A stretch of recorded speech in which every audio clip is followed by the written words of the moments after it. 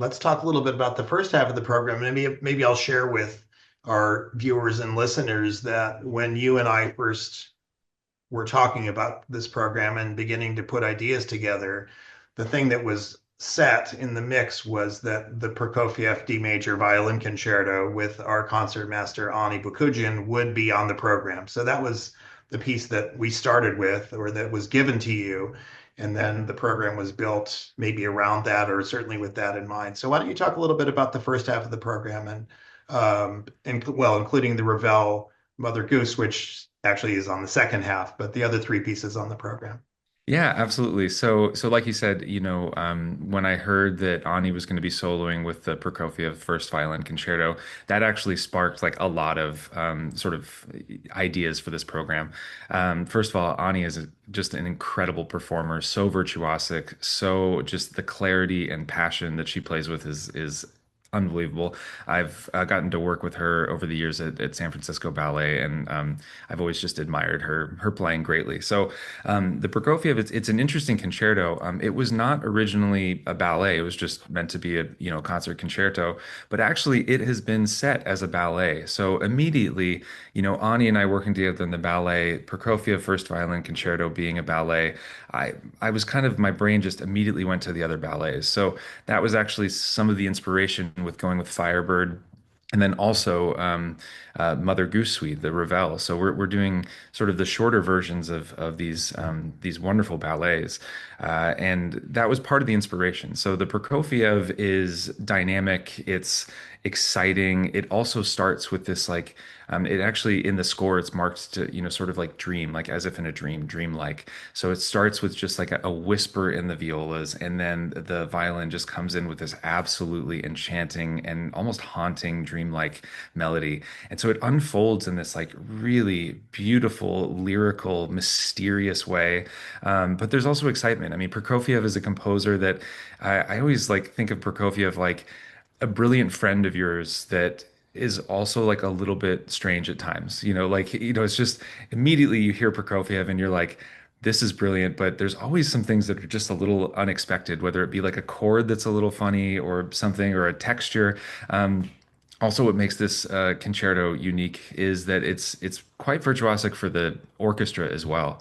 A lot of times in our concertos that we listen to, we have an introduction and then the soloist plays and then the orchestra, plays a little bit of that back. And it's this sort of back and forth in a really lovely way that really features the soloist. And obviously, we're really going to feature Ani, like she is on full display with this concerto, but the orchestra has a big part in that.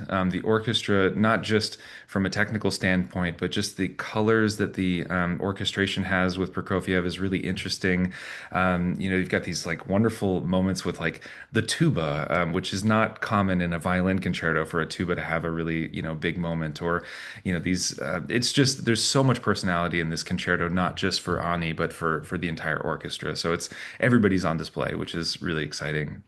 And then getting back to sort of how that inspired the rest of the program, ballet music is some of my favorite. I love conducting ballets. I love working with ballet, um, even when there's not dancers. Ballet is not just for listening. Obviously, when it's written to be seen and sort of felt through movement. It's inherently collaborative, the music, the dance, the story, the design, and everything working together. Now, obviously, we're not going to have a full ballet stage and things like that, but I'd say that, Stravinsky and Ravel and other ballet composers, they write with sort of physicality in mind, with this pacing and, gesture and atmosphere. But even without the dancers, the storytelling and the imagery and how vivid the music is and how alive it is just comes across on the stage. So, even when you just read the program notes or just like the movements, the names of the movements, you're going to really get this full imagery of the whole program and of the ballet.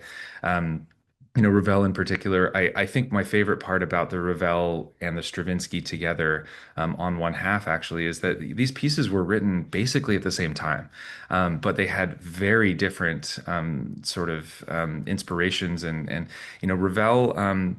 had a lot of family friends with kids, and he loved kids. He was always like, if he was hanging out with family friends, he was always entertaining the kids and making toys or playing with toys with them and things like that. So the Ravel, actually, the first iteration of it was for four hands for a 6 and 7 year old pianist, and so he wrote these kids pieces to be played as little duets for these two pianists that were, family friends. And so the premiere of this happened in 1910 with two children, right? And then meanwhile, a few months apart, Stravinsky was premiered Ballet Russe, full grand, Russian art music on display. So like these things happened at the same time, but their, inspiration cannot be more different. Now, at later, Ravel set, these children's tunes to ballet, and it's perfect. He creates this like perfect sonic world, and it's beautiful. So I think both of these pieces, both of these ballets, are just perfect in their inception. And I'm so excited. Again, the contrast between the inspiration is so great, but I'm just really excited to put those two together. I mean, especially after this first half, like you said, we've got Ani playing the Prokofiev, which is such like an image, like a beautiful and like expressive, but also just kind of unique concerto.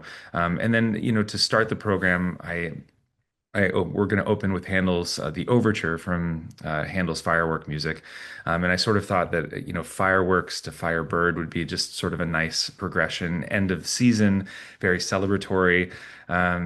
It's Handel is one of my favorite composers, and especially as a trumpet player, I love these. I love the trumpet parts in Handel. So that's we're going to start with just sort of this big grand introduction, and then the rest of the program is all about ballet and sound and imagery. Well, it's going to be a fabulous concert. Can't wait to hear it and share it with all of our Marin Symphony community.